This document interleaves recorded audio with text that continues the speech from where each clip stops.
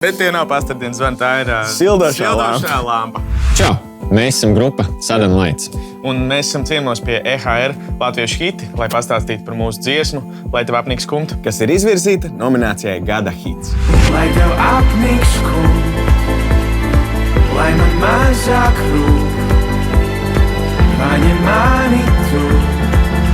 Mana pirmā atmiņa par šīs dziesmas skici saistās ar mūsu veco studiju, no kuras mēs šogad aizgājām prom. Mums studijā pašā stūrītī stāvēja ērģeles, kurus man pirms daudziem gadiem uz kāzām Mārtiņš ar Kārli, ar otru Kārli, uzdāvināja. Un šīs ērģeles kaut kādā ziņā visa šī jaunā albuma tapšanā bija ļoti svarīgs instruments, uz kuru tapa ļoti daudzas tās sākotnējās dziesmu skices. Un Kārlis, tas, kurš Mārtiņš, sēdēja pie tās ērģeles. Un es kaut ko citu darīju paralēli tajā brīdī. Viņš čamdījās, līdz uzčamdīja to dzīslu īsto. Viņš uzčamdīja dzīslu, un es saku, paga, ierakstam šito.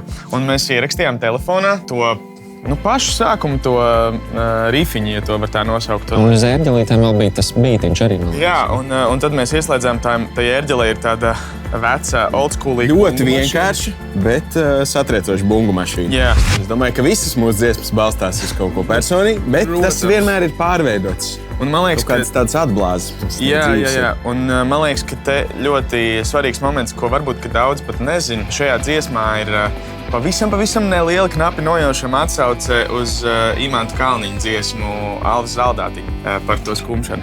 Es teiktu, ka pavisam noteikti, jā. Šis bija, varētu teikt, mums pat bija pārsteigums, ka mums šāda ideja atnāca daudz dejojamāk. Mums bija varbūt pat neliels pārunas par to, vai mēs ejam šajā virzienā, vai kaut ko pabīdām. Šis ir tāds pirmais, man liekas, mūsu mēģinājums deju mūzikā. Un man liekas, ka mums ļoti labi sanāca beigās. Vismaz man šķiet, ka mums izdevās tajā pašā laikā viņu ielīmēt iekšā arī albuma kontekstā, kur lielākā daļa skaņdarbu bija ar tādām rockmūzikas ietekmēm. Un galu galā Kārlis arī ar savu ļoti draivīgo ģitāras solo šajā dziesmā arī mazliet tur piepalīdzēja. Tajā pašā laikā izdevās saglabāt to, ko mēs jūtam par savu skanējumu. Mūsu radošajā nometnē bija viens vakars, kur mēs nonācām pie šīs dziesmas attīstības, un tur likās, kaut ko neordināru varētu iespēlēt. Un mēs ieraudzījām tādu dārza lampu, un es paņēmu mīksto vāli, sildošā, un tad es domāju, būtu forši pa viņu kādreiz uzsist. Un tad tas arī palika dziesmā. Uz piedziedājumu. Jā, tas nav zvans, tā ir lampa. Jā, izklausās patiešām pēc baznīcas zvaniem. Pastardienas zvaniem. bet tie nav pastardienas zvani, tā ir sildošā lampa.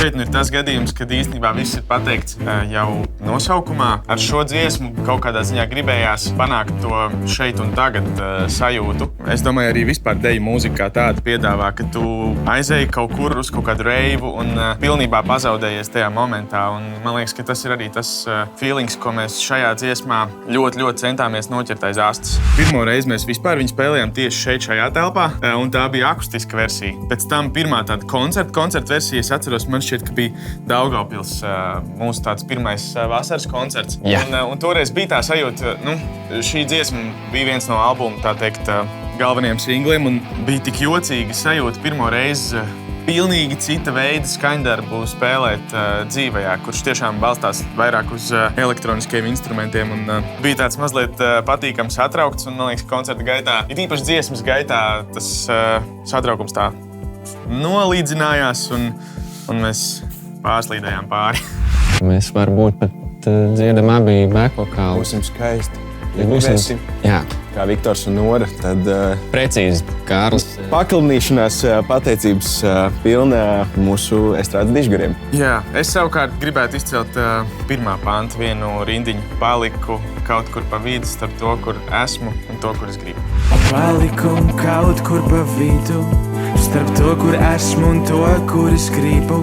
Šī laikam bija tā reize, kad mēs jau strādājot pie muzikālā materiāla bijām daudz ko ierakstījuši, un studijā parasti mēs kaut kādas demo partijas pārspēlējam, bet man liekas, ka ļoti daudz arī palika no vecā. Bija maz ko iespēlēt pa jaunu. Bet tajā pašā laikā es atceros, mums bija vairākas fāzes strādājot ar šo dziesmu. Viens bija Rīgā mūsu studijā, viens bija laukos, tur, kur mēs to lampu iespēlējām, un tad bija tā trešā fāze jau pie Gata Zaķa studijā. Un es atceros, ka arī tur bija tāds moments, kad visi kaut kur bija katrs pie sava instrumenta, arī Gatas tā skaitā pie flīģeļa.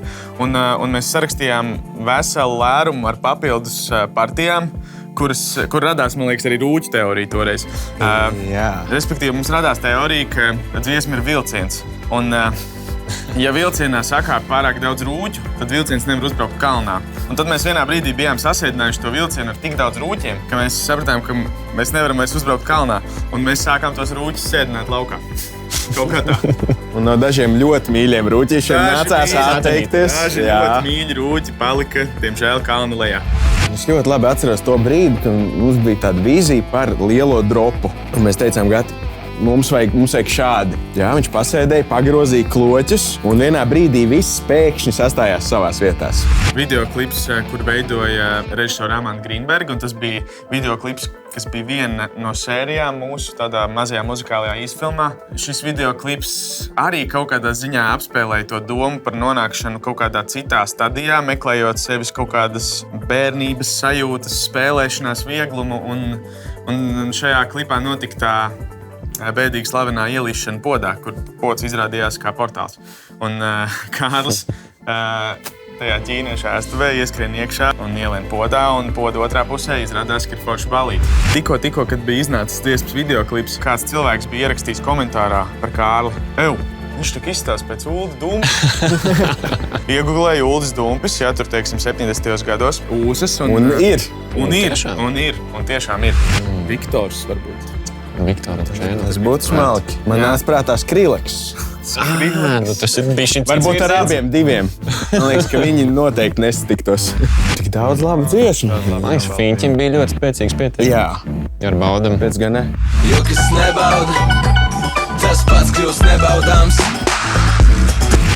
Tā ir liela pateicība, ko mēs izjūtam, jo it īpaši tagad, atskatoties uz to visu ierakstu procesu, tas ir tik šaubu pilns process, kur tu pie katra soļa, pie katra rūķa, tu domā, vai tas ir nepieciešams, vai tas nav nepieciešams, un tu vienā brīdī vairs īsti nesaproti, kāpēc mēs to darām, jā, un vai tas vispār ir kaut kā vērts, un tieši tāpēc tas, ka cilvēki ir gatavi šo dziesmu klausīties un par viņu balsot, tas ļoti, ļoti mūs sasilda un dod spēku turpināt. Balso par mūsu dziesmu, lai tev apnīk skumtu. EHR FM vai EHR aplikācijā.